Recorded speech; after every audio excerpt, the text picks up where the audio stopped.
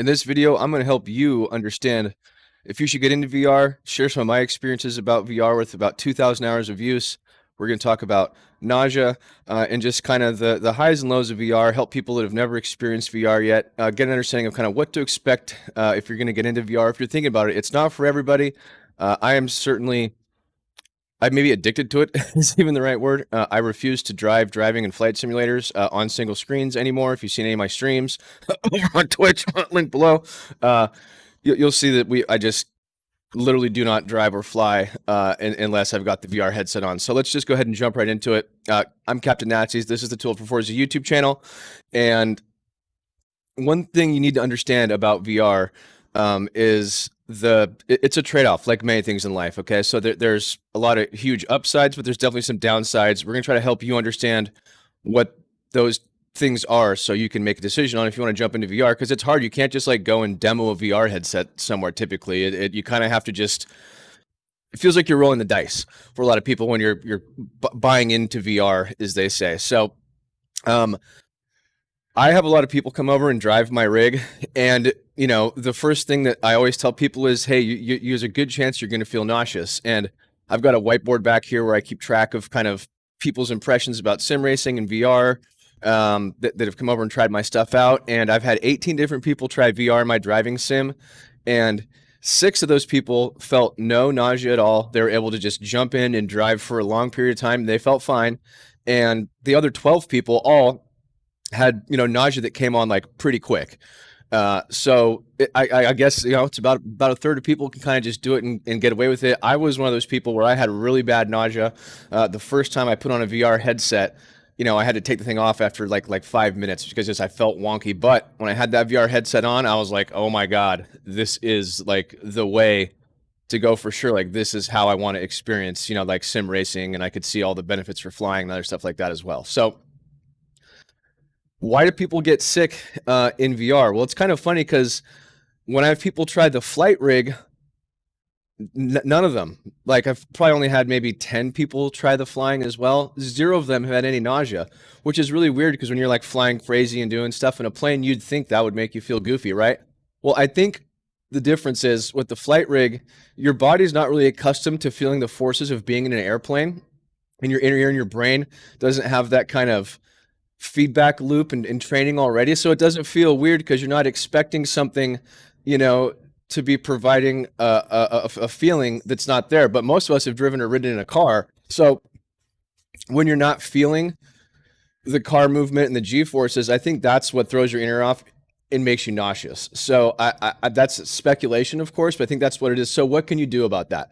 So if you're first getting in, you know, to VR, here's what I did, and here's what a lot of people, you know, in our race, we have a huge community of people that use VR, you know, Discord below, Sim Racing, Social Club. Come check us out. Come hang out with us. If you're over the age of 25, we're just a bunch of old dudes. So what I recommend doing is break it into small chunks. Don't eat the elephant all in one bite. Like don't start in like dirt rally on like a crazy stage. Start in like, you know, whatever, Assetto Corsa, your driving sim of choice, whatever that may be. And do small, like 10-minute sessions. And for me, it took about a week. It probably took like 5 or 6, maybe even 10 of these 10-minute sessions. And then I totally got over it. So now I can like drink 9 IPAs and like play dirt rally and fly off a cliff and like no problem. You can't overcome it. I'm yet to hear of anyone in our sim racing club, and we have a lot of VR users. We're like primarily VR guys because that's, you know, who sees this YouTube channel, right? That's the point of the channel, is to bring people to our racing club, and everyone's been able to overcome the sickness thing. So one is just get some time, you know, break into small segments, and then you'll slowly start to be able to drive for longer and longer. And now I'll stream for like, you know, I've done like 6-hour live streams in VR, like no problem. The second thing that's really important and really helps is getting some air movement on you as well. And that's not just for nausea. It's because like VR headsets we're kind of going to transition to like the up and the downside part of this video right now. The difference between this and a monitor is you have this big fucking thing on your head. Okay. Like, it's kind of a pain in the ass. It's having this shit on your head. Right. Now again, for me, I forget about it. It's not an issue for me because I get so immersed with the VR, with the depth perception, which is a big difference between a monitor and just being like feeling like you really feel like you're actually in the car. Like when I first tried VR, I tried to like reach out and touch things in the car because that's how immersed and how real it kind of felt. But you're gonna have this big fucking thing on your head, and these things get all the VR headsets get hot. You know, the panels are like like a half inch from your eye. Okay, there's a lot going on in these things. So some good fans are definitely going to help, not just with, you know, keeping the nausea down, but also just with heat in general. So I have two, I'll post a video, a little linky tab thing right here. I have two pretty powerful fans that I run even in the wintertime. I have them blowing just to get some air on my face and keep me from getting hot. So that's a huge tip. I highly recommend anyone that gets into VR, get some good fans blowing on you, because you're going to, even if you have air conditioning, I think you're going to benefit from them. And they're super cheap. They're like $60. The second thing that really helped me was bass shakers.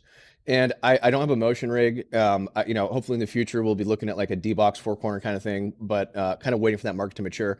But bass shakers are very affordable and big improvement to your sim racing, you know, experience in terms of some more immersion for not a lot of money, right? And they're pretty easy to configure. I've got some videos about that. I'll post those here as well too. The bass shakers kind of give you some of that additional context and feel that you'd have, you know, like from a real car. So they really help with nausea as well too. And you know, for me, those are the main downsides. Now, the next downside is you need a really good computer, especially if you're running a high resolution headset or you're super sampling a headset. Almost no matter what, you need a really good graphics card. I'd recommend a 2080 minimum for an HP Reverb. Okay, they're higher than 4K resolution, right? We're talking 9.3 million pixels in native res. This is a lot of pixels to push here, right? So I'm going to say you could probably get away with the 2070 Super. You could turn some settings down, but for a really good experience, I say 2080 minimum.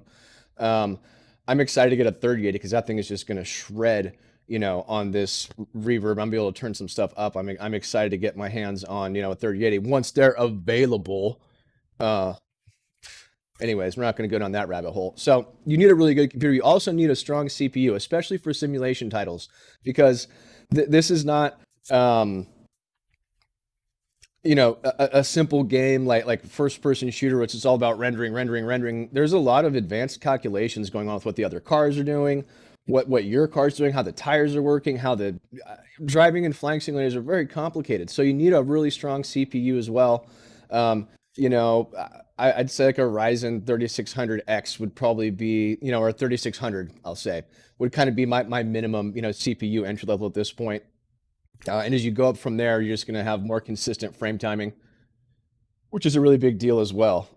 So that's kind of the downsides. Again, I'm not going to try to just go on and on about my labor of love for VR. I think you guys probably, you know, understand that it's a completely different experience having a VR headset on your head. It's not just about moving your head around and having it track your head. The depth perception, and it feels like you're in the car or the airplane. For me, I probably wouldn't really be sim racing. I wouldn't have even done this YouTube channel if it wasn't for VR. Like maybe I'm on one end of the scale, but for me, it total game changer. And I can never go back now. It's kind of just that simple. And you hear a lot of other VR people kind of say the same thing, but of course, again, for that big benefit, we talked about all the costs, right, that go with it. One last thing about VR, and I should probably do another video on this, but there's this thing called ASW45. And essentially what that does is rather than your GPU trying to render 90 frames, true 90 frames, it actually only renders 45, which means you can run VR on a much lower spec system. And for a lot of people, ASW45, they seem to be okay with it. I personally cannot stand it. But what it is, real quick, is again, your GPU is only rendering 45 real frames. So you can get away with a much lower spec computer. But at the same time, what happens is that the headset uses the tracking to make up a false frame that doesn't require a lot of GPU power. And it kind of simulates that 90 hertz experience. So it'll feel smooth and a lot like 45 FPS is like unplayable in VR. Like you need to be at a higher refresh rate for sure, just because the way these things work and you're so much more like in tune with what's going on. So that's what ASW is. You know, again, I tend to avoid it, but if you see your headset locked at 45, or if you're you know trying someone else's headset and it's kind of just feels goofy and it's like locked at 40, if it's a Rift S or 45, they've got it set up in ASW. Again, that's a personal opinion. Just want to touch on that real quick. And I think that's about it, guys. If you're looking to get into VR, if you're looking to get into a sim racing club or a flight club, come check us out in Discord. Again, if you're over the age of 25, we're a really passionate community of, you know, people that like to have fun sim racing. We're pretty casual. Of course, we do series and league events, and you know, we like to get out there and like get sweaty on the track. But like, we're all out here to have fun, and that's kind of the name of the game. That's it for this video, guys. Captain Nasty is out.